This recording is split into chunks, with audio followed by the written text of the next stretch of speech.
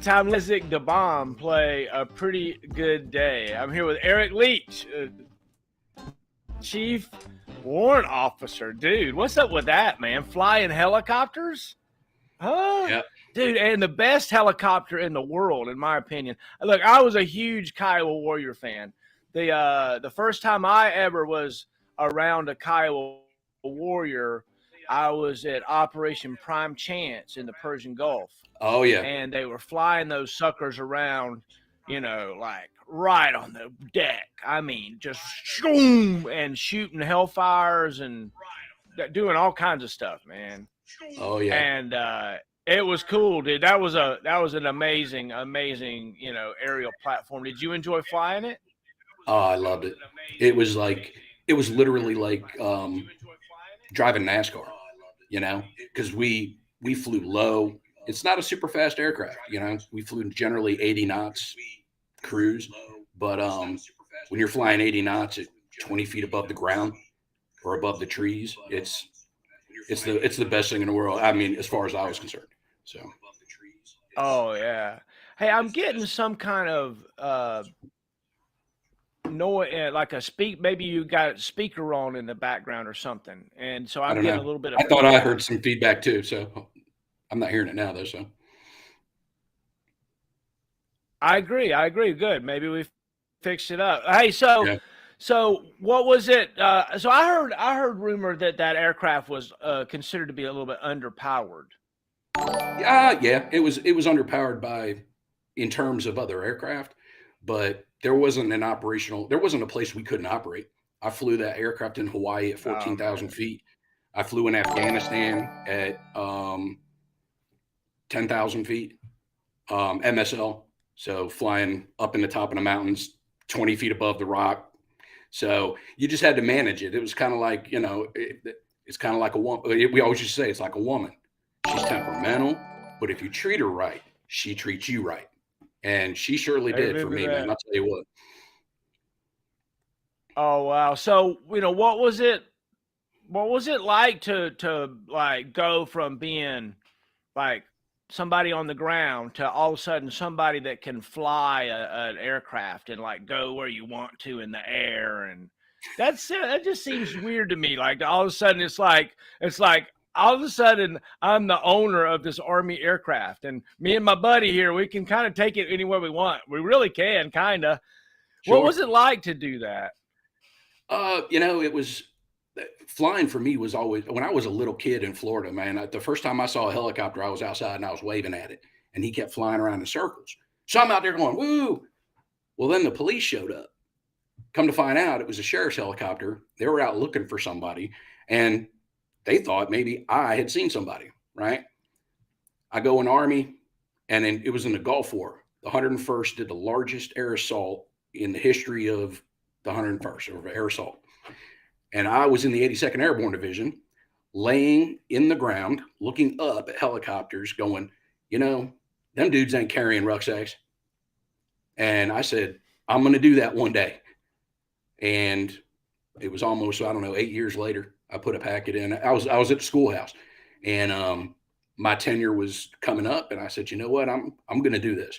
And going from the ground to the air, especially in the Kiowa Warrior, and having been in an infantry division, and working close with the infantry as a Kiowa pilot, it was refreshing, because I'm out. You're blessed if you can do the job you're trained to do in the real world.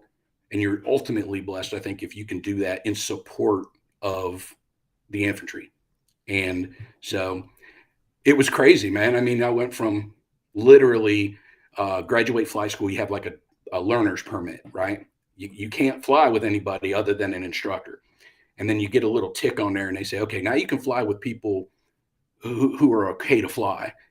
And then all of a sudden, it takes about a year, but all of a sudden they were like, all right, you're good to go sign out keys and go fly. And I was like, good Lord. Look, the tactics of that helicopter and the way it's built, it is built to sit in the trees and have that mast mounted sight that could see out front and designate Hellfire missiles for Apaches and things. But later they put Hellfires on the Kiowa Warriors. Did you ever shoot Hellfires and 2.75 rockets off of it and stuff? Oh yeah, I shot the Gambit. I shot everything but the ATAS. It was configured to fire and carry the ATAS. Never fired a live one, but everything else, yeah, Hellfires, 50 cal, 2.75 inch rockets. I even flew a what is it? The 7.6 to the 308 Gatling gun, the M34. I did that after I had retired. Oh, wow. I was working with another country who got Kiowa Warriors, and they paid for the Dillon M34, and that was awesome. But yeah, flew all that. The Kiowa actually started out as a artillery. The artillery actually funded that aircraft because it was originally we had aerial observers, and their job was to, the Kiowas would fly down, and you'd have an observer over there spotting fires and shifting. And it went from that to the MMS, the mass magnet sight, which would electronically do it.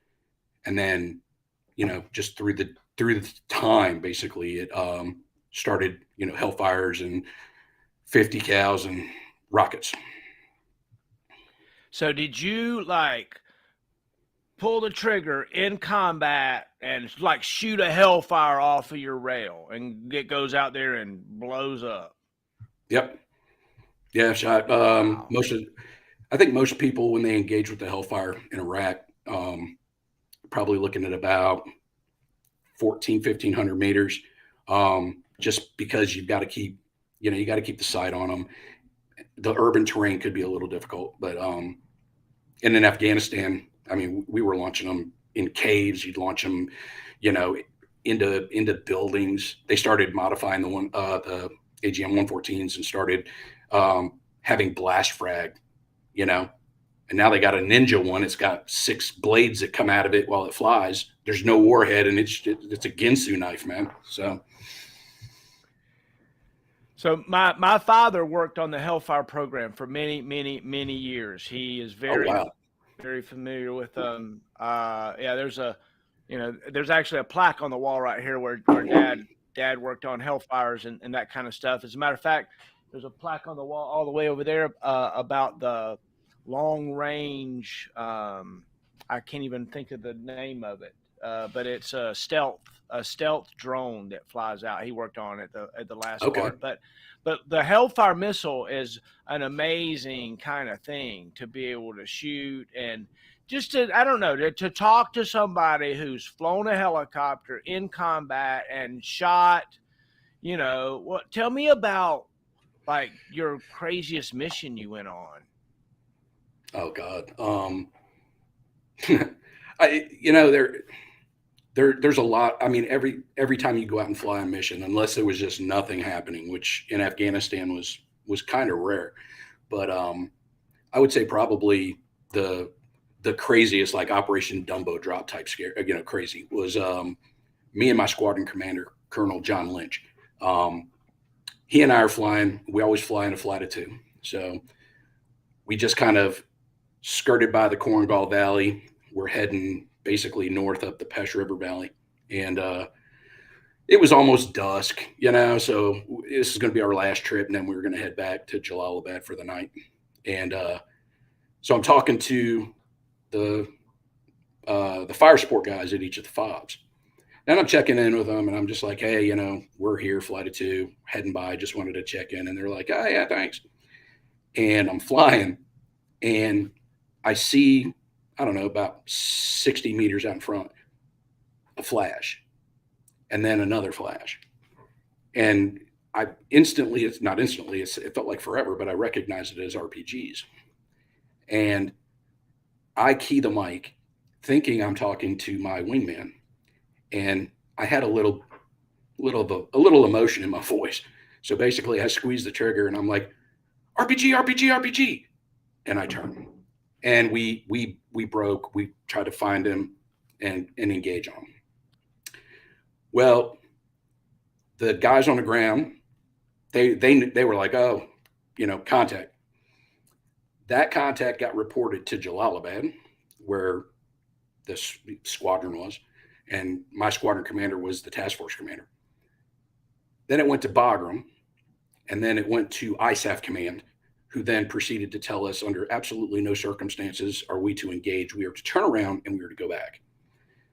Like, what do you mean go back? Somebody just shot at us, man. We're going to kill this dude. So I just acted, and I looked at Colonel Lynch and I looked at John and I was like, hey, what are we doing? He was like, hell with that, man. We're staying here. Said, Roger. So we just ignored the radio. We also had satellite radio, and we also had pseudo line of sight text messaging that we could do in the aircraft, and got a message, RTB. Colonel Lynch looks at the screen. He's like, yeah, no. SATCOM starts blowing up. Get home. Finally, the ISAF command, not the commander, but the ISAF command called us over SATCOM. They said, we know you can hear us. You are to return to base now. And it was only because I'm flying with Colonel Lynch. And they damn sure didn't want to have a colonel get shot out of the sky. And so we get back, right? And that's not even the funny part. We get back and we go into the talk. And Colonel and I, we're going in, we have to write the after action report. I walk in and the FSO behind the computer screen, we walk in, he looks over at me and he goes, RPG, RPG, RPG, in this really high pitched voice. And I looked at him and, if I hope language is okay. But I just looked at him and I was like, fuck you, man. And he said that went out over the entire fire support net in Afghanistan. That and in that tone, not my tone, but they were all going, it sounded, I bet he sounded like a little girl. RPG, RPG. And damn it, if Colonel Lynch didn't even step in, he just looked and laughed and walked into his office and let me stand there and take all that heat. And I was just like, all right, got it. So even in the most, some of the more intense moments, man. RPG.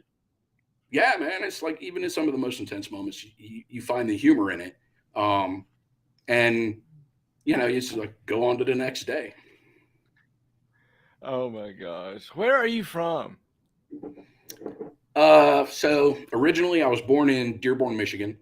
Don't know anything about it. My parents and my sister and brother and we moved to Harrisburg, Pennsylvania before I was a year old, and lived in Harrisburg, Pennsylvania for maybe a couple of years. And my parents split up. So as was custom back in the day, when your parents split up, mom took the kids and mom went to go live with mom and dad. And so we went down to South Florida. My grandparents were semi-retired down to South Florida, and moved in with them and lived with my grandparents for, 15 years, basically raised by them. And then left from there at 17 and joined the Army. Oh, wow. So what was it like as a kid? And was it kind of, how do you feel about your experience growing up? In retrospect, man, it was the best thing that could have ever happened to me. Was, my mom, I love my mother to death. We talk weekly. But my mom was a single mother with no job prospects. I mean, we were all living my grandparents, my 3 siblings and I and my mother were living in a really small 2-bedroom duplex. And, as a kid, I lived like that. I had my 2 brothers and my sister and my mom all slept in the same bedroom. Right. And so growing up, it was like, I didn't mind it, but then you start realizing that that's not the norm. So, when you're a kid and you're living like that and you don't bring friends over, you don't have people come stay tonight and all that, get a little chapped about it. But in retrospect, man, like when I left, and I wasn't even mad about it then. It was just like, that's just the way it was. But it was the best thing that ever could have happened to me. My grandfather is the best man I ever knew in my life. He was a mean old man. he went blind and deaf, but he taught me everything that there is to know about being a man, and not through teaching, but just through example. He taught me what it meant to be a husband, not to be a father, but to be a father figure. So I mean, and my grandmother, God bless her. I mean, I learned cooking and ironing and laundry. I mean, it's all basic rudimentary stuff, but it's stuff now that kids just I wouldn't have had that. And my mom, when she started working and she was able to finally get a house, she had enough money to pay the mortgage. So my mom lived in a house probably, I don't know, 5 miles from us. And we'd go over on the weekends or whatever. But my mom was working in restaurants. She was a manager at a Arthur Treacher's fish and chips place. And she was working, hard, long hours. And we, my 2 brothers and my sister, we grew up with 2 adults in the house who took care of us, who treated us not as their children, but as they treated us as they were our guardians. So we had a lot of freedom. My grandfather made a point one time to say, I raised my children, and it wasn't an insult. He was like, I've raised my children. And, when I tell you to be home, you be home. Yes, sir. And if you didn't come home, well, you didn't eat, that's just the way it was. So I loved my childhood. I loved my childhood in that respect. We didn't have a lot, but we didn't lack, you know what I mean? But that made me the man I am today. And I wouldn't trade it for anything. I wouldn't trade it to live in a mansion on Palm Beach, and literally I lived about 8 miles from Palm Beach. So what was it like to look everybody in the eye and say, I'm joining the Army, at 17 and go off to do something unknown? In my family, it was expected. It wasn't a requirement, but it was expected. My grandfather served twice in the Navy, once before World War II and then right after World War II started. And he had 2 services. And these are all the people on my mother's side. My dad served in Vietnam. He was a Special Forces medic in Vietnam. My older brother had joined the Army at 17, right out of high school. I knew at a young age, probably 8 years old, I was going to join the Army. So for my family, it was no big deal. It was, my mother's traced our family back, and we've had people in every war this nation has fought, from the Revolutionary War on, written letters, right? So for my family, it was really nothing. Now for my friends, it was either join the Army or work construction.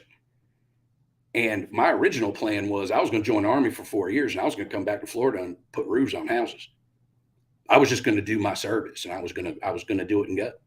And about 3 years in, man, I knew. I was like, nah, this is something that I felt, So my friends were some friends were like, oh, you're joining the Army? Other people probably pitied me. And some of my friends tried to join the Marine Corps.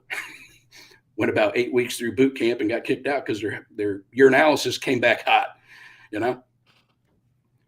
They weren't smart. They didn't quit. They didn't quit 60 days out. Oh, there you go. There you go. You came in about that late 80s, right? When did you join the Army? Let's see, August 23rd, 1989. So I guess it was 35 years ago. 35 years ago yesterday. I got on a plane in Miami and flew to Fort Bliss, Texas. Oh, really? You did basic at Fort Bliss? What was your MOS? I was a 91 Alpha. I was a medic.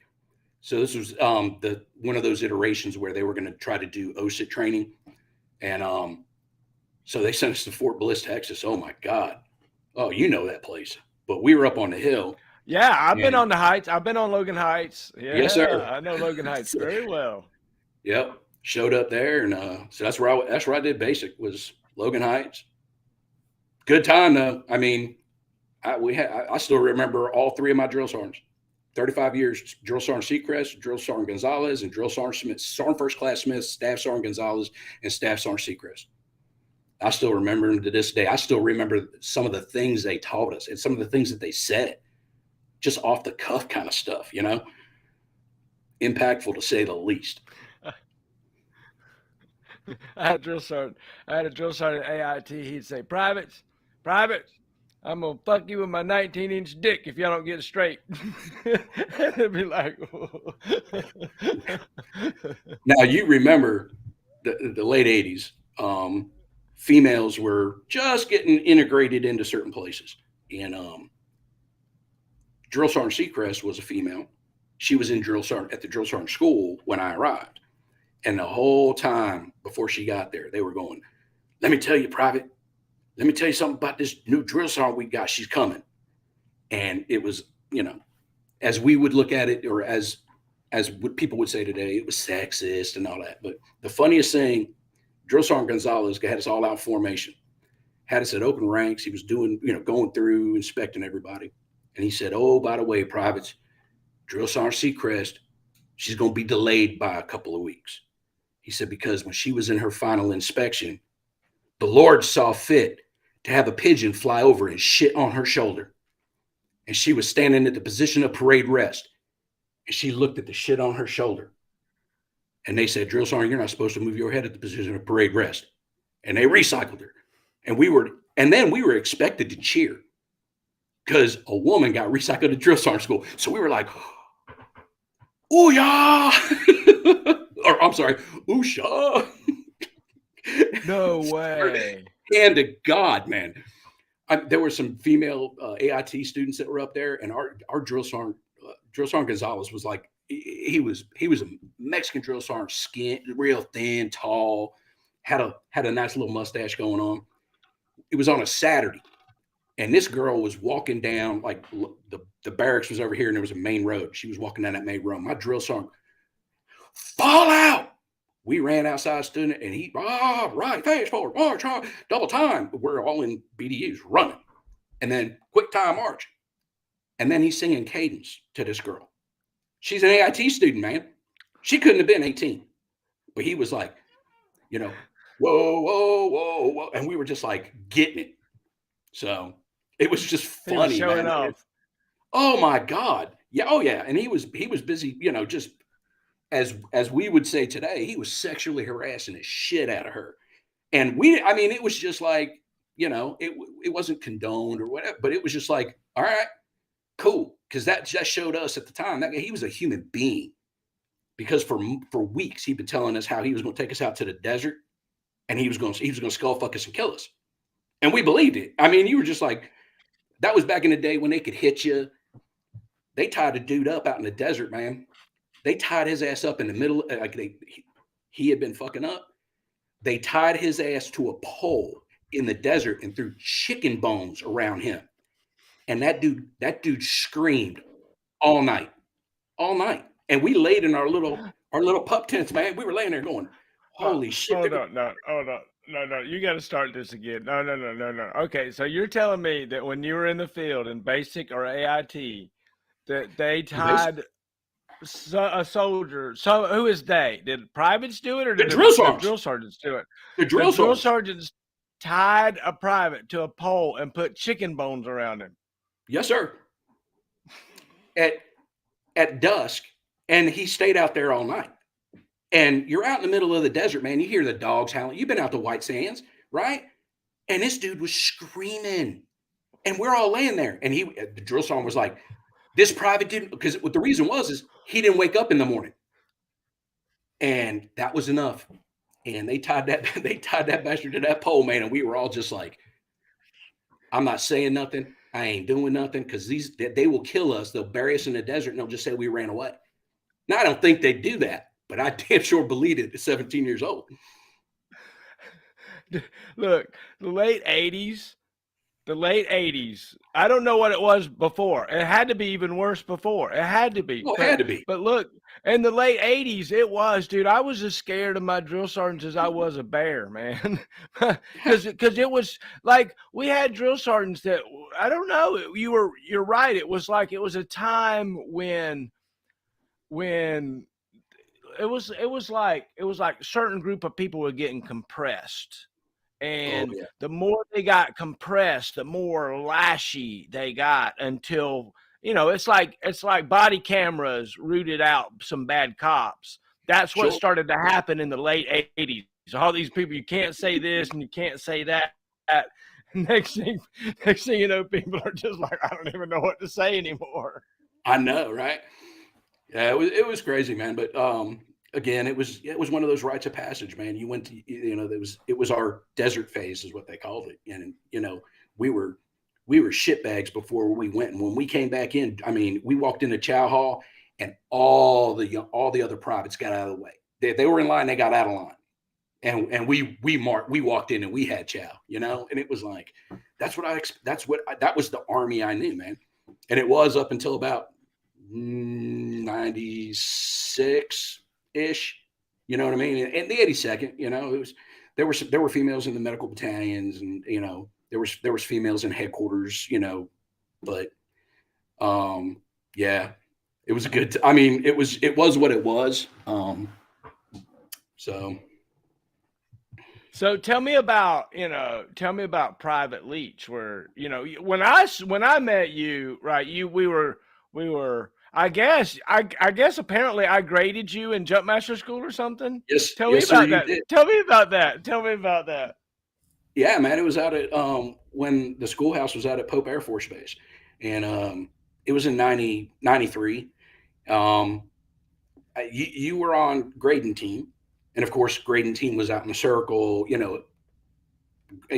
teaching and watching over, and I got to JMPI, and I was just like, I know I got this, and I remember coming up to your station, just right out front of the trailer. Basically, there was a tree, and we were on the backside of that tree. I was facing the pack shed, and you gave me the spiel, and you were like, when you're ready, turn to face your jumper. And I said, open your ripcord protect for that. And I was hauling. I was like, like a ninja. And now, in a few years later, I realized what that was. But at the time, I thought, yeah, I'm good. I got done, and you said, time, Jumpmaster. And I finished. You said, time looks pretty good there, Jumpmaster. Had about 3 seconds left. However, why don't you go over there and look at jumper number 1? Foreign debris, canopy release assembly, jumper's left side. Let's go ahead and take a look at jumper number 2. Turn. Oh, what was it? Pack opening flat. Frayed. Jumpmaster, that's 2 majors. And I went, fuck. And here's what you told me to do. You said, go onto the grading table, let them know that you're a no-go at this station, and then you kick rocks out to the main gate. But I knew what you were talking about, because it was like, Roger, I went up to the table, roster number, whatever, no go. Started kicking rocks out to the gate, man, and getting my truck. And I came back 2 weeks later, and I think you'd already rotated out. You may have been on tower because you weren't teaching, and passed that second time, came through jump and was like, okay. And I learned so much from that experience that I used 4 years later when I was working at the schoolhouse.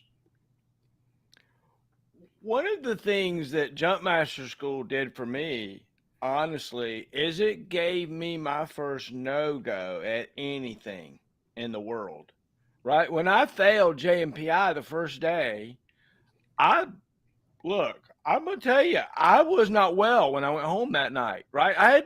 I've never failed anything in my life, nothing. And so the first day of JMPI, I flipped like a 515.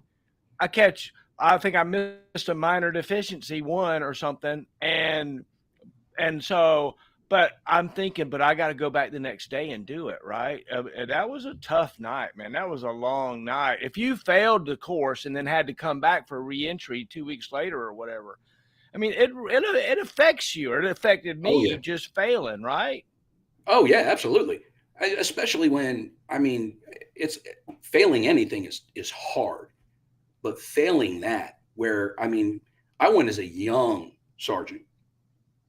I was a young sergeant when I went, and my battalion sergeant major was like, "All right, Sergeant Leach, you want to go? You go represent. Roger that." I came back that first day. He was like, "I don't even have to ask. I could see it." I was like, "Roger, Sergeant Major. I'll be going back tomorrow." Failed that second one. I was like, and he, and I forget who graded me the second time, but he told me, he was like, "All right, Jumpmaster, let me tell you, the attrition rate in this school is about as high as Ranger School. So you come back." I said, "Roger, I ain't leaving. I'll be back." And I was. But yeah, that was my first time failing something in the military. As short as I'd only been in the Army for about maybe 3.5 years. And but I was like, man, but it was character building. Oh yeah. That was back when, yeah. you were there and John Hines was there, and I can't remember. I can't remember all of them, but yeah. It was a great group back at the old school. We really had a great group, and it was the first time in the Army that I truly worked with pros. Every one of us that were black hats were a true pro. You turned out to be a true pro as a black hat. Did I see that you were rookie number 55? Yes, sir. That's cool, Yeah. dude. That's cool. Yeah. Yeah. Yeah. Go ahead. Tell me about becoming a black hat. It was funny, man, because my best friend, Chad Swims, we were in the same unit together. So Chad. And Chad decided he was going over to Jumpmaster school. David Franco was our platoon sergeant. And he said, "Yeah, you can go." And we were getting in a new commander. And David knew this dude was going to be a douchebag. And he was trying to get all his good NCOs out. He was trying to get them all to a spot where they'd be good. So Chad went over, and about a week later, I went over, and I was like, "I'm going to go interview." So I showed up, press uniform, just got finished shaving, and I walked over, and I went in. I was like, forget who even, I think it was Hafner. Joe came up and was like, "What are you doing?" And I was like, "I'm here to see the first sergeant." He's like, "He's not here. He'll be back after lunch." I said, "Roger that, sergeant." He said, "First sergeant doesn't like mustaches, just so you know." I said, "Roger." I jumped back in my little Chevy S10, man, opened up my Spyderco knife, and I swear to God, hand to God, I shaved my mustache with that Spyderco knife. When the first sergeant came in, I can't even remember his name because he was not a good person, but I walked in, and he said, "Somebody told me you had a mustache." I said, "I did, sergeant, or I did, first sergeant." He said, "When'd you shave that off?" As soon as I walked out the door, I used my Spyderco, cut that damn thing off. I heard you didn't like him. He said, "All right, you come back tomorrow. You start turd training." Roger that. So that's how I got started. And turd training, I mean, as you know, it is a fire hose, getting a fire hose going up both ends of you. But again, some of the best, I thought at the time and since, some of the best training, where I'm at the end of that cycle, dude, I knew what I was talking about. I wasn't faking the funk. There was no bullshitting. I knew. And I didn't realize it until I got on the platform the first time, that how important that was. So tell me what turd means and what turd training is. I obviously I know part of the answer, but tell me from your perspective. So a turd is a trainee under rigorous duress. And it was just somebody who was applying and trying to be an instructor. You had to, that was the name that you were a turd. And so I lived in this now when I went through, it was in the new building, a little broom closet that had two doors, one to the hallway, one to the classroom. And I sat at the desk, hotter than shit, no air, no nothing. And you sat there. a bookshelf full of manuals and fucking fabric manufacturing books. And I was a fitting and wearing instructor. And I've sat, man, it was like I'd get my little piece that I had to learn, and every word. Good morning, Jumpmaster. What does good mean? When is morning? During this period of instruction.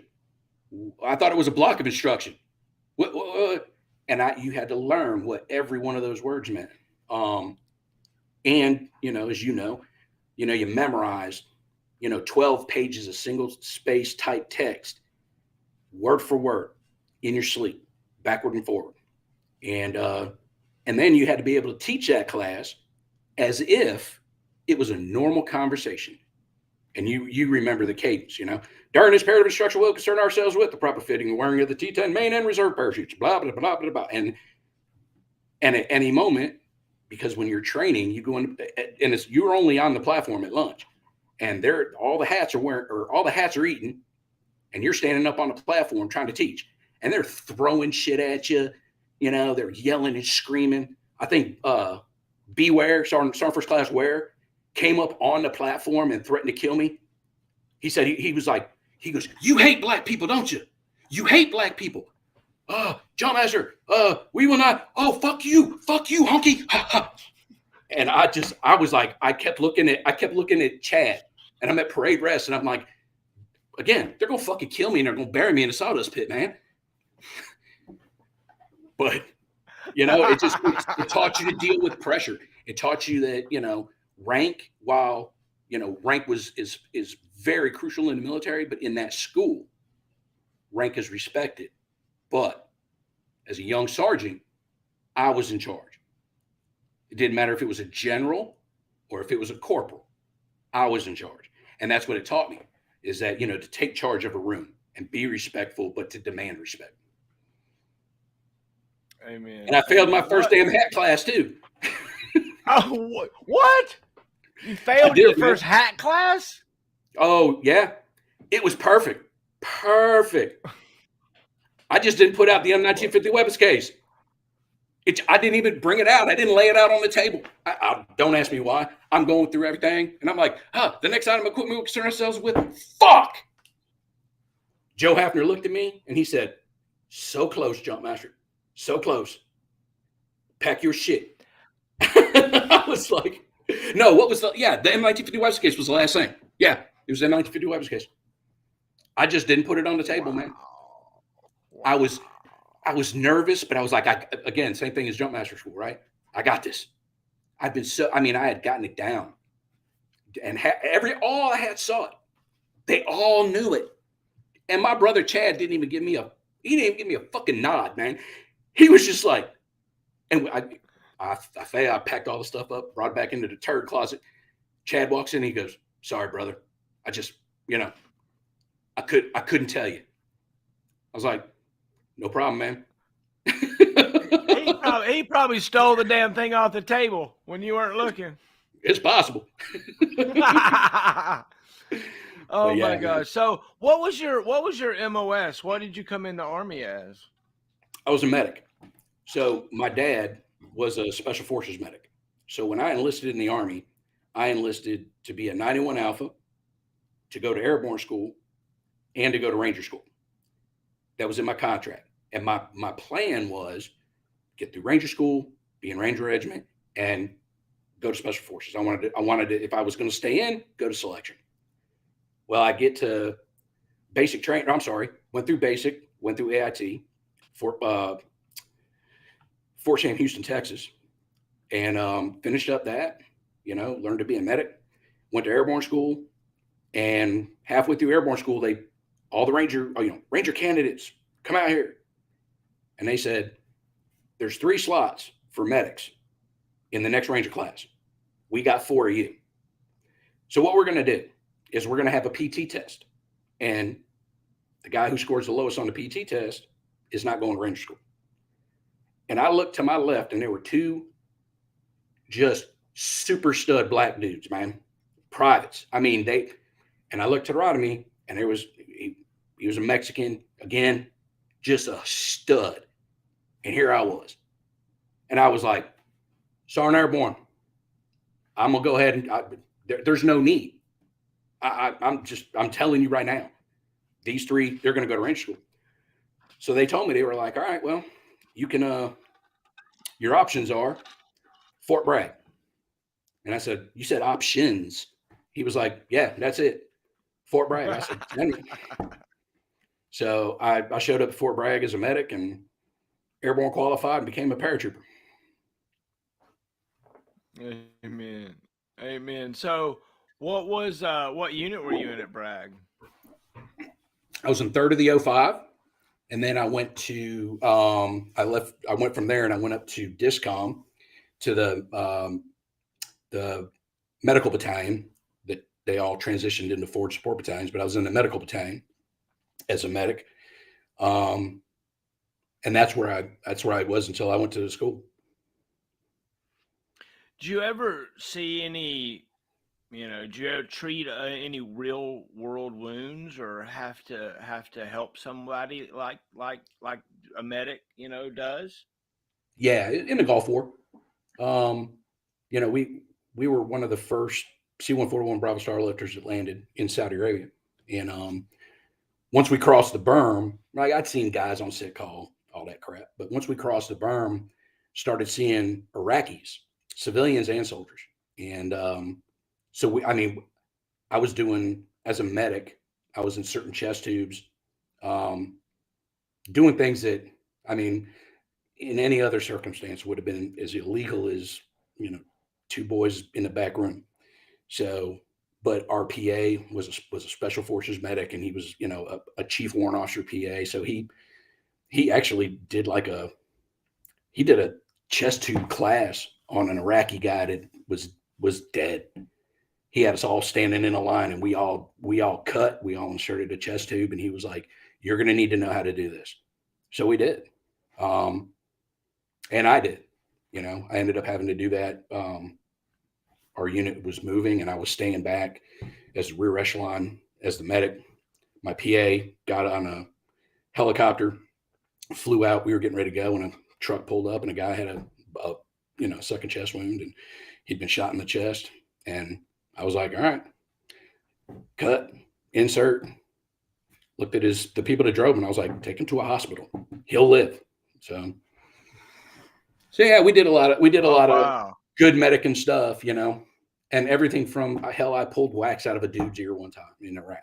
The motherfucker came up, he was deaf. I can't hear. Looked in his ear, and I pulled probably 7 years of damn earwax out of his ear.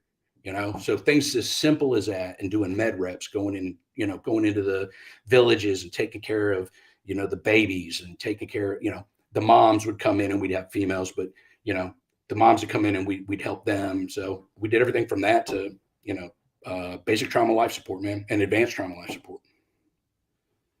Wow. What's it like to, to be trying to save somebody that, at one point, not long before, was trying to kill you, like an enemy soldier? Tell me about that. That's got to be a weird thing to know, that here is this guy who was a bad guy just 10 minutes ago or whatever, and he was trying to kill people, and now I'm spending my time and energy trying to save his or her life. And what the heck is that? Oh, no, you got to stop. Tell me what is in that bottle right there.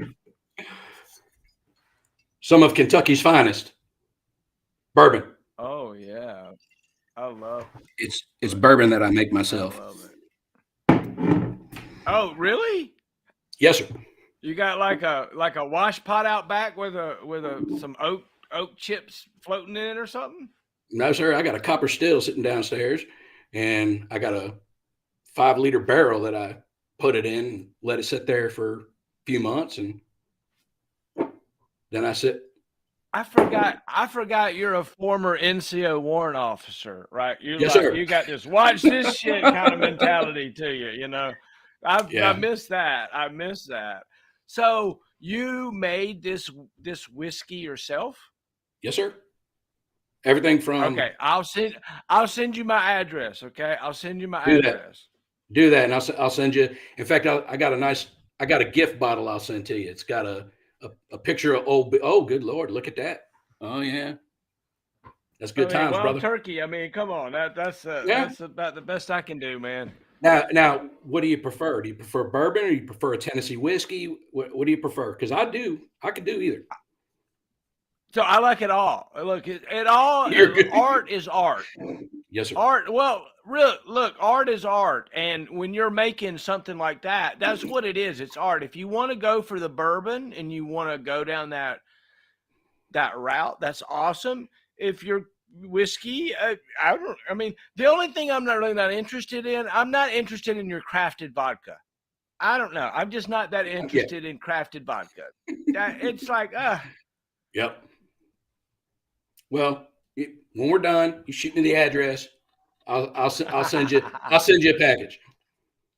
Oh, I love it. I love it. So tell me about family life, right? I know that you have two soccer playing boys. Is that right? And you track them you have this Oh yeah. software where you track them. And I think that's cool. Tell me about all that. My boys, Aiden and Will, are 14 months apart. I came back from my first tour in Afghanistan. I married my wife in November. I went to Afghanistan in April. Came back next April. Might have been 6 weeks. She's pregnant. So did the job there. We go to Fort Rucker, Alabama, because I go to Fort Rucker to teach, right? Because I was like, I'm breaking the deployment cycle. I'm going to go down there. I'm going to teach dudes to fly. My wife has the boy. 6 months later, to the fucking day, we're at the hospital getting the well baby checkup. And the nurse comes in and says, Miss Leach, could we speak to you? And I'm sitting in a room and I'm like, you don't see me here? You could talk. You're pregnant again. And she thought that was going to be a problem. Now, my wife and I were in our mid 30s. And so we were like, not a problem. That's what we were looking for. So anyway, they both go to high school. One's a sophomore, one's a junior, and they both play soccer.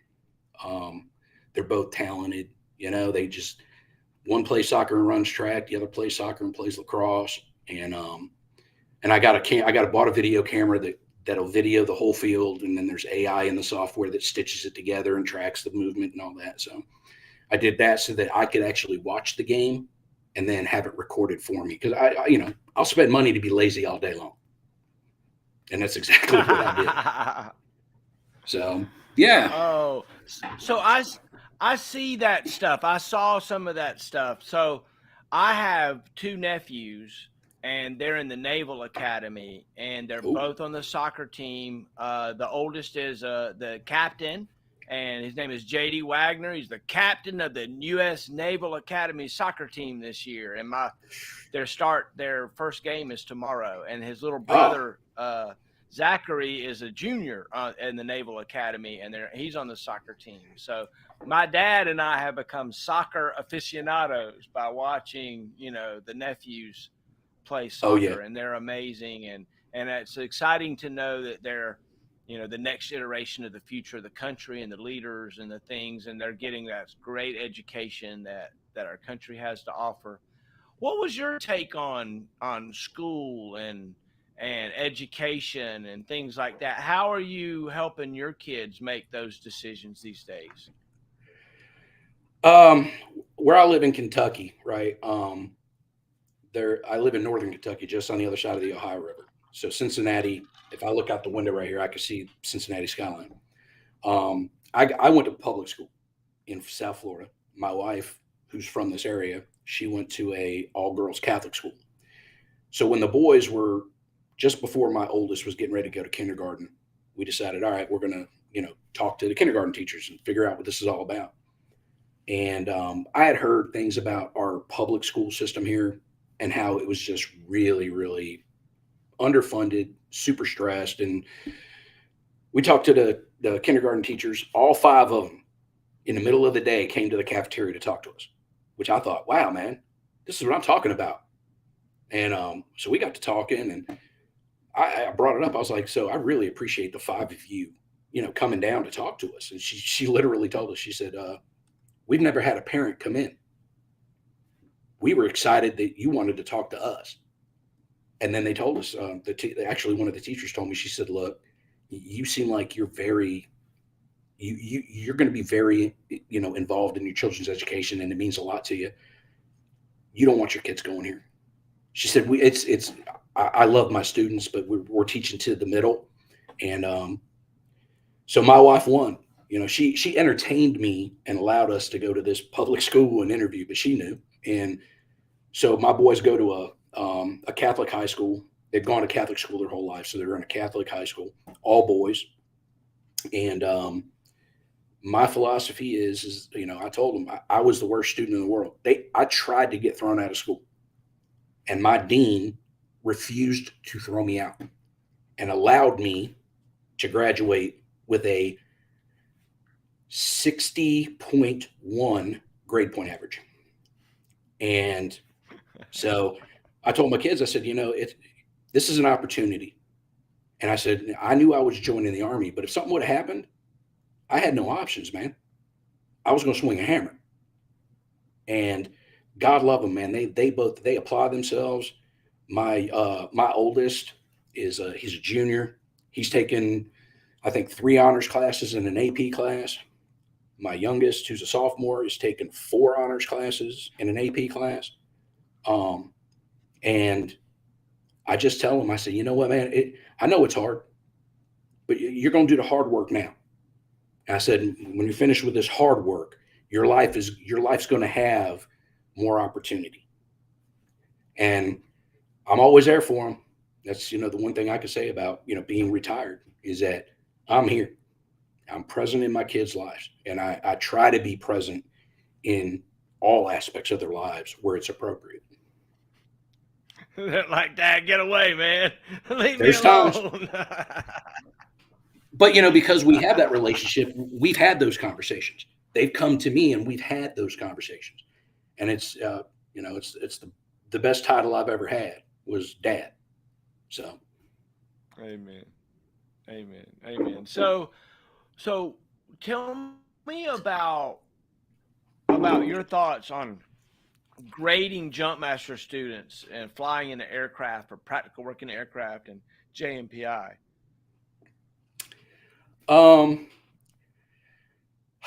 Without giving away all the damn secrets. There ain't no damn secrets. At least if there's some secrets, you need to tell me about it, because I don't know what secrets you're talking about. Well, that there's a difference between, I'll put it this way. The first student I ever graded, Carl McGaha, was behind me watching. And I had been given a briefing by the command, the committee chiefs and the team chiefs, and was told, okay, so if you're watching a student and they're good, you're watching them, they're finding deficiencies, sequence is good, they're getting out of the diagonal back straps, third jumper, and at time, you can go ahead, pause that, stop that time at 4:59. And if they complete through, this was the most responsibility I'd ever been given up until in my career, lives included, where I was responsible for human beings' lives. And they just told me, they said, you're the one at the end of the day that's going to say whether or not they're good. And I said, okay. So the first person I graded was probably 5:30. It was a female lieutenant. She was good though. And I thought, I'll trust her with my life. She got to go. Oh my God, they all come in. What the hell are you doing, Leach? Oh, Jesus Christ. But I learned that, we taught that sequence and we forced them to perform that sequence to standard at a pace that you would never accept. But it was to put that stressor so that I had a corporal that, honest to God, finished in 4 minutes and 20 seconds no sequence violations, missed a minor. I wanted to fail him. I wanted to because he was just, and he was hollering shit out and he was calling them. He got done, man. He turned around. I said, "Click. There's your time, Jumpmaster. These are the deficiencies. You missed this minor." I'm good. I'm good. Motherfucker, you ain't good. No. Let me tell you something, son. If I go to the pack shed and I see you acting a fool like you just did, I'm gonna pull. Now, I ain't gonna just pull your damn Jumpmaster wings off you. I'm gonna send you off to fucking first ID. You'll live down there fucking bouncing on tanks, man. So the responsibility, I mean, you know, man, you did it. The responsibility is huge. Practical work in the aircraft. Man, I'll tell you what, it was that separates the men from the boys. And I watched a chaplain that, and I love this. I don't know his name, but I always remember him. This cat, man, he was just a good dude. And got the aircraft. I said, "Army, your door. Safety control my static line. Trail lead center trace." Ha! It got fucking stuck. Couldn't get back in. From the time I gave him the door, he couldn't rotate back in. And I told him. He was hanging out there and he was looking over his shoulder. And I said, "Hey, Padre, you fall out that door before the green light, you're an automatic, you're gone. No recycle, no nothing, man. You're a hazard. You hang on, you'll get a chance to do this shit tomorrow." That chaplain, for about 3 minutes at 110 knots, green light came on. I tapped him. I said, "God be with you." And he had torn his shoulder. And that chaplain came back the next day. He was wrapped up with an ace wrap. And I said, "Chaplain, I can't let you get back in the aircraft, man." I said, he was like, "Jumpmaster, you told me to hang on. And with the Lord's help, I hung on. You're going to let me hang on again." Roger that, chaplain. He figured out how to break that as wrong as it was. He was able to break that elbow and then come in. And I graded him. And I looked at him and I was like, I don't care if he misses his 1 minute, his 30-second. I don't care if he throws a static line. This dude has the heart to be here. And he damn sure did. He passed. He went through JMPI and he passed. And not because of that. I mean, he legitimately passed JMPI. He didn't legitimately pass PWAC. He just couldn't have. But I said, you know what? That man had the heart to stay there. And he knew what he was doing. But physically, because of his shoulder, he couldn't get back in. But he did. He broke his, you're supposed to come straight back in. And he'd do the Barney style. I just let him do it. So you were there during the time when we had the MERPS activations, right? Yeah. Tell me about that. Oh man. Joe Hafner had actually Joe had one and Chad Swims had one. I think Joe had the first incident. And these were happening intermittently at first, right? And it was, the first rush was, the jumper. Oh, the jumpers, they're not putting their hand over the top. So I think Joe had the first one, and then Chad had one happen on a mass tag, and the door was open, and the guy was killed. And CID came out. I mean, they met at the aircraft and met him there, read him his rights, told him, and so yeah, it was a weird time, man. I mean, they slow jumped operations down, but they didn't cancel them. But once they figured out what was going on, and they went through and they made the safety improvements or whatever. But yeah, it was a weird time. And that whole thing is it's just I know somebody some place was like got an RCOM for redesigning the damn reserve parachute, but at what cost? Hey, right. Well, so look, one of the things that's interesting to think about is that the modified, improved reserve parachute system didn't actually improve much. It actually made it more dangerous for a while. Oh That yeah. parachute killed some soldiers. Oh yeah.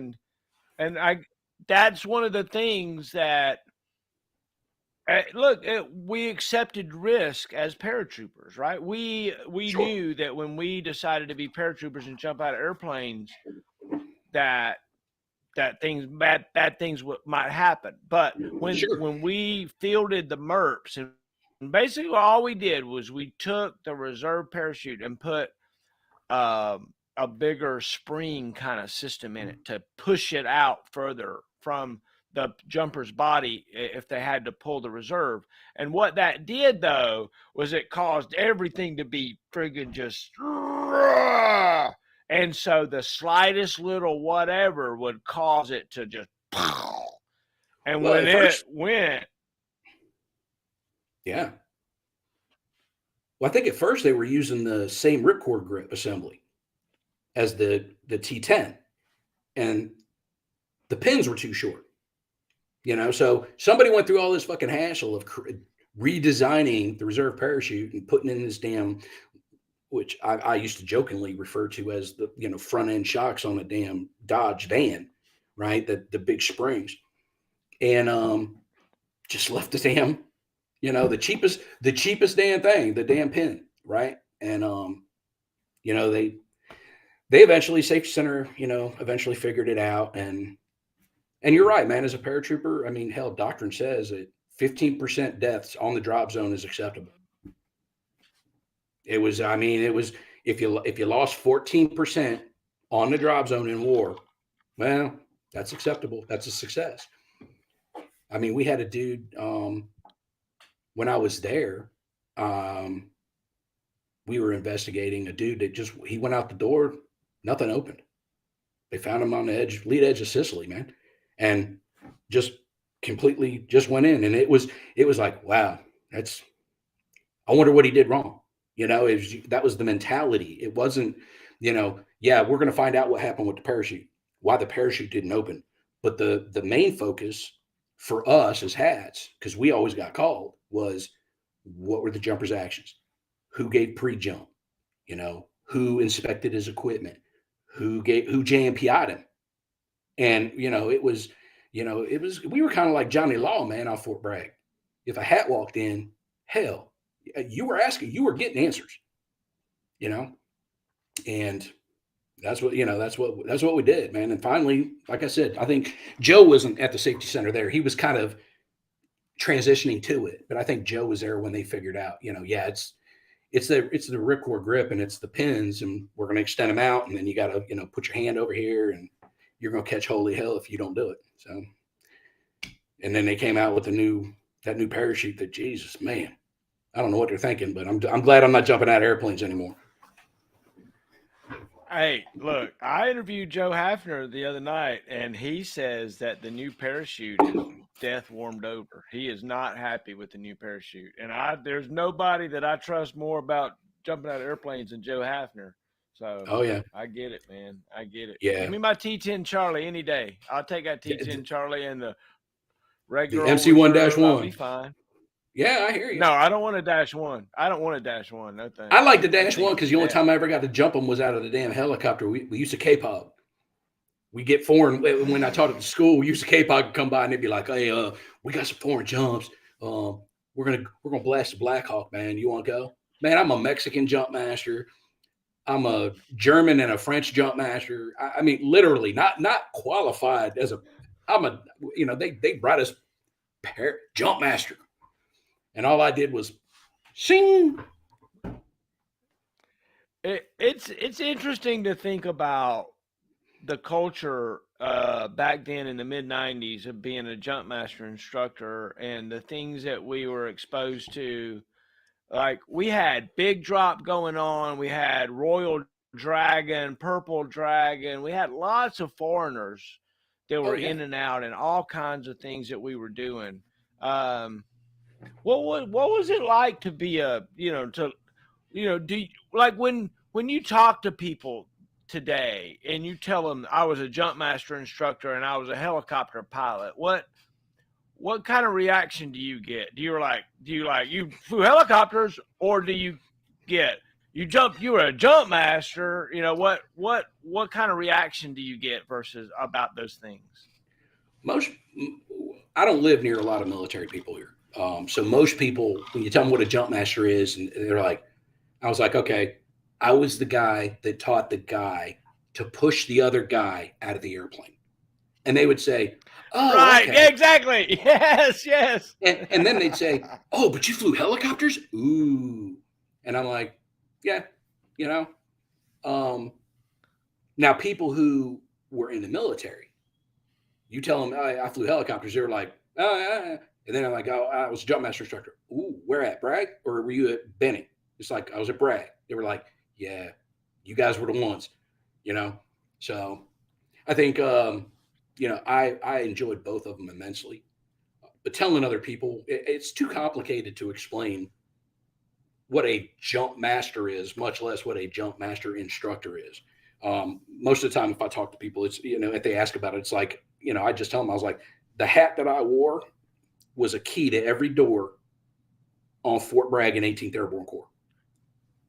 It was a key. Oh yeah.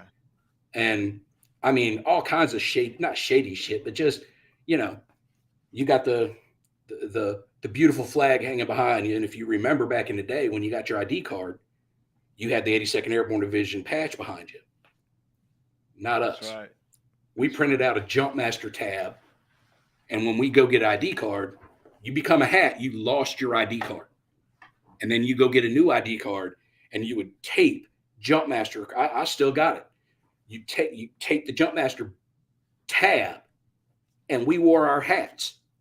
Anybody else with an ID card in the Army, in the military for that matter, in 1993, they got their picture took like this. Right. There were 16 Muldoons, man, in the Army, in the military, that had a hat on their head on their ID card picture. So I mean, it was all those little, but it was because, it's bravado, right? It was people were always trying to kiss your ass and be good to you, but it was also because you were the final authority on all things airborne in the 18th Airborne Corps. I went with a team to Italy, and we taught Jump Master course in Italy. They asked for us. There were 2 times that the 82nd Airborne Division sent a team to Italy. I went on one, and then the next cycle, we sent another team. And then Fort Benning said, not no, but hell no, you'll never go again. But them cats in Vicenza, Italy, were begging to have us come because in their minds, we were operational paratroopers. We were operational jump masters. And the guys at Fort Benning, but in their minds, the guys out of Benning were more in the schoolhouse. So it was a good time, man. It's an interesting thing to think about. Emptying a C-141 in one pass over Sicily drop zone, right? In the middle of the night, 02 in the morning, 20-minute block time, and you knew in one pass you were going to empty an entire C-141. And it didn't matter. We were going out. When that green light came on, everybody inside, outside, now. And it was crazy times back then, man. You'd run down the seats and then jump to the floor and then jump back up on some more seats and then jump back down and then out the door you went, and as a paratrooper back then, man. Well, yeah, you were being pushed the whole time, and you were pushing that son of a bitch in front of you. You couldn't fall down. There were times where I was like, you know what, I'm just gonna fall over. No. And as the medic, I was the last son of a bitch in that chop. So I was pushing, and the whole time they're like, Doc, you better get your ass out of the aircraft. I need an IV when we get out. So It's controlled chaos, Amen to man. that. That's why the 82nd Airborne Division is the most the most elite conventional combat force in the world, is because of all those little things, like that sign that's in every unit in 82nd. I am the 82nd Airborne, and this is as far as the bastards are going. That's how we live. That's such a yeah. That is such a I don't know. I'll tell you what. I'll tell you this. You get me a group of 82nd paratroopers together, and I will take on the world. We will take on the world. There's nobody could mess with us. Nobody. You'd have to nuke us to hurt us. You really would. The ingenuity, the care for each other, the love. Just think about 0202 when you hit the ground on the drop zone, and you have to roll up your parachute and put it in the aviator's kit bag and snap it, don't zip it, and take it to the turn-in point, and then find your. I mean, look, dude, you're out in the middle of nowhere, and I have friends of mine that get upset about spiders, right? They're like, "Oh, spider," you know, and it's like. Don't mess with me about a spider when we it's just like that. It's so far beyond worrying about anything. When like you hit Luzon drop zone in the middle of the night, dude, that's remote. That's out there. That's Muffaletaville, where like Bigfoot lives and stuff, you know? Oh yeah. Well, and I think the way I look at it now is we were brainwashed. I was brainwashed the day I stepped in. Yeah, we still brainwashed, dude. We are, man. I mean, they told you every day, you're a piece of shit, but you're a piece of shit paratrooper. So you're better than every other piece of shit in the military. And I mean, living in the barracks. I mean, it was like, everybody, and if you're in the military, you understand the whole, this is my brother to my left, my brother to my right. But until you've shared air under a canopy at 0202, until you've shared, you've bumped into a motherfucker 3 times on the drop zone trying to find the assembly point because they done tore that down because you were lost. And that guy says, come on, let's go. We're going to find it. Just like they did in World War II when they got dropped, 10 kilometers, 15, 20 kilometers from the objective. And they just linked up with dudes. And they were like, all right, man, let's go kill. They didn't know each other. They weren't in the same units. Hell. But they linked up and they went to a bridge. And that's the mentality that they drilled into us in the 82nd in the 80s and in the 90s was, you are the finest premier soldiers, and you executed. And that's probably one of the best lessons I learned to becoming a pilot was execute. There are times when you must execute. You can think about it later. I learned that as a private in the 82nd Airborne Division with activation of reserve parachute. It had to be second. It had to be just subconscious. It had to be second nature. And they drilled that into your head. But they also drilled into your head that your boots will shine better than anybody else's boots because you have that red beret on. And as long as you wear that beret, your boots will shine better than anyone's because you're representing not just you, not just your unit. You're representing every paratrooper that has ever walked. So I was indoctrinated, man. It was kind of like the Manson family. And to this day, I do a lot of those. I love that, the way you put that in that. Look, don't, especially leaving Fort Bragg, right? Don't leave Fort Bragg and wear the Maroon Beret and be half-stepping. So, like, if you have to go back to San Antonio or, if like I would go back to Fort Bliss, dude, my beret's tight, baby. My boots are tight. And when I'm walking around post and I'm saluting them officers, I'm saying all the way, sir. And we're freaking,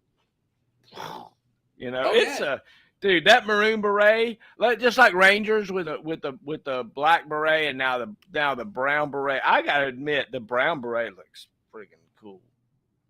It took me a long Shinseki time. ruined the black beret. He did. Yeah. It took me a while to get used to it, but then you know what? Rangers were like, it was the young Rangers that were pissed off. It was the old Rangers that were like, man, just let me wear a PC. I'm good. Oh, you gotta have a tan beret. Fuck it, give me a tan beret, man. I'm a Ranger not because of the beret. And that's the way I felt about the black beret when they gave it to everybody in the Army. At first, I was a little assed up. I was like, man, you didn't earn that. And then they tried to have a little earning thing. Oh, you get a ceremony when you graduate AIT. Yeah, but the best thing I ever did was go to BNOP wearing that damn beret. I wore my hat because I was at the schoolhouse when I went to BNOP. So I showed up wearing my hat. Oh, drill sergeant wasn't having that bullshit. Not at Fort Sam Houston. There were drill sergeants out there. Ooh, they wasn't having that. And I had a cat come up to me and it's like, who the fuck are you? I'm a non-commissioned officer, dude. So are you. And he was just like, blah, blah, blah. Then he told me I had to wear the black beret. I was like, okay. So I did. Hey, yeah, all that stuff was crazy, man. It was really wild. General Underhill was General Shinseki's aide during that time, and I can't wait to interview him and get him to tell me about the black beret story. I was at a reunion not long ago with General Underhill, I saw that. and he told me about typing the message. Like he typed the email to the Department of the friggin' Army to institute the black beret. That was cool. Wow. And the whole time he's sitting there going, I don't like this idea. Yeah. Well, you know, I mean, I don't know the man, but, you know, it's a guy who obviously he was one of those, you know, general officers, and I don't know what his rank was at the time, but one of those officers that had his finger on the pulse of the soldier, you know, and that's rare. Oh, yeah. That's rare to find at that rank, you know, but he also knew that he was serving a higher master, and that's what was going to happen. And you and I both know that as you progress in rank, that is going to happen. It's going to stand on your doorstep, and you're going to have to do it. So a good leader doesn't sit there and go, well, General Shinseki said. A good leader says, you're going to wear the black beret, and you're going to like it. Yeah, and and it worked out for a while, and of course, eventually, I think they've kind of gone all the way back to the PC, and I don't even know if they issue. I don't even know what the beret situation and the headgear situation is anymore. But I see people wearing PCs way more than I see them wearing a beret. Yeah, I think when they transitioned to the ACUs, they were still wearing. Once the war started, actually, uniform standards kind of dropped a little bit because you were either going to war, you were either going to Afghanistan or Iraq, you were in Afghanistan or Iraq, or you were back for a year and you were training to go back to Afghanistan or Iraq. So if your main concern in life was where's your beret, you weren't a combat leader. And God knows we lost a bunch of them at the beginning, and we gained a whole lot of those good leaders who were like, you know what, man, you want to wear a patrol cap, you wear a patrol cap, because in 9 months, you're going to be out there and I'm going to be asking you to do things that, so you wear a patrol cap, that's the least of my concern. Amen. Oh yeah. And I fear now we've lost. I'm sorry. I was just going to say, I fear we've lost that. Oh yeah. So what caused you to get out of the Army, to retire, to make that decision? My boys. I was in Afghanistan. It was 2008. I was a year out, and I got interviewed by the Army TV people, me and a friend of mine. And they were like, so Chief, what do you see yourself doing? I said, I love this, man. This is all I know. They're going to have to kick me out. I'll die.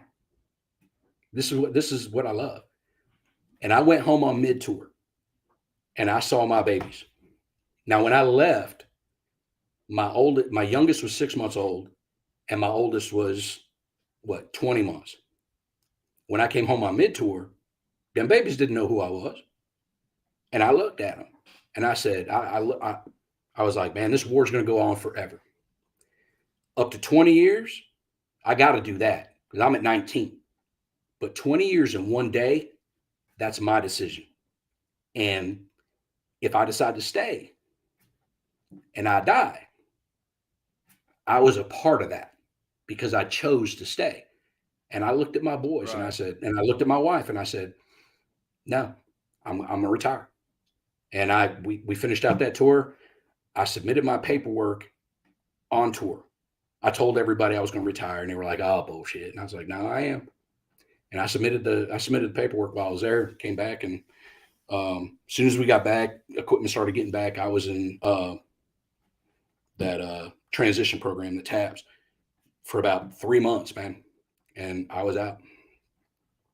I just couldn't stand to go again, man. I just, I saw all my friends who their baby, my best friend, Chad, he was literally gone for most of his kids' lives. And I was looking going, well, yeah, that's when you're 10, 12 years in the military and it's going to be a career, that's a sacrifice you make. 20 years in a day, it's not a sacrifice you have to make. That's a sacrifice you're choosing to make. So I just decided, man, I was going to be around for my boys and for my wife. Amen. Well, I've enjoyed hanging out with you. It's been a wonderful time, and it's just really been a blessing. Why don't you take up just a moment and share some kind of final thoughts as we begin to sign off? Wow. Okay. Well, first of all, it's good to catch up with you, man. It's just a good time, man. Seriously, and I appreciate what you're doing. There's a big thing now to tell the stories of the World War II vets because they're dying, and the Korean War vets are going to be next, and the Vietnam vets are going to be next, and you're out front, and you're not just focusing on today or this group. You're focusing on us collectively. So thank you for what you're doing, man. I think it's an amazing thing. And it's something that needs to be done. So, and I think you're doing a great job of it, man. I've been watching them. The only thing I would say is like two things for people who aren't in the military. Well, actually, for the people who have ever served in the military, ever, whether it was in war, peace, what we did mattered, man. It did. And I don't care when you serve, whether you served in the 70s and your job was making sure nobody stole gas during the damn crisis, or if you served in the Korengal Valley and you were part of battle company, or you were in one night and you were a part of the chosen company, and you look to your left and your right, and you're one of 18 people that survived that. What you did mattered, and never forget that. For the people who didn't serve in the military, this is just for me. I appreciate you saying thank you for your service. I do. But I want you to earn that. I want you to live a life that is worthy of the sacrifice that my brothers and my sisters gave to this nation. I don't know that we do that. But if you want to honor those who have chosen to wear the uniform, then live a life that's worthy of that sacrifice, because that's all we can ask. So that would be my sign off message, man, is just, do that. And I think we'd all be in a better place. I love it, man. I love it. Joseph Benson says, awesome words, man. That's my buddy. It's Isaac the Bomb singing, It's a Pretty Good Day. It's been fun to hang out, man. I miss you, dude. I love you. We were black hats together way back in the day, man. Rookie number 55. Hey, you didn't tell us about the Easter egg in the tower classroom. You got to tell us what was the Easter egg. You got as you're walking out onto the platform, you got the door on the left and the door on the right. Okay, so coming not out of the turd room, but the other door. Behind one of the largest plaques on that wall, just as you open the door, it's on the right. Tommy Lorello, when I was a turd, made my name tag, and it was Squirrel Boy, because I was poor and I shaved my own head. I had this little, and he called me Squirrel Boy because it looked like I had a dead squirrel on my head. When I left that school, I took that Squirrel Boy name tag and I wrote a message. And I wrote a message, and I 100 mile an hour taped that sumbitch to the back of that plaque, and I hung it up. And it was a message to the past hats and to the future hats. The statute of limitations is up on it because I had some words, but it was to all of the hats who had served and who will serve, and what that means to me. Oh, wow. All right, so you broke up a little bit during the first part. Where's the plaque at? You're walking out of the tower classroom, and it's on your left? So you're walking out where the platform was. It would have been the platform that faced the tower, right? So there's two doors. One come out of the turd room. The other one came out on the right side. When you open up that door, there was a small wall that just kind of jutted out at 45 and then went back towards the students. On that wall, I don't know if it's still there. There was a huge plaque, nice one. And I took that name tag, I wrote my message, and I stuck it to it, and I hung it up there. And I was like, you know what? I know how hats are. We'll get rid of that little bullshit plaque, but they ain't gonna get rid of this one. This is a good plaque. Because we had all them plaques in the back. The ones that were, we got new plaques. But the one I hung it on was a nice one, and it wasn't going anywhere. So I hope it's still there. And if it's not, I hope the guy that took it off of there read the words and was, took something from it. I love it. I love it. Eric Leach, everybody. CW3 retired. Thank you so much for hanging out, man. It's been a blast. I love you. All right, brother. I love you too, man. Thanks for what you do. Good night.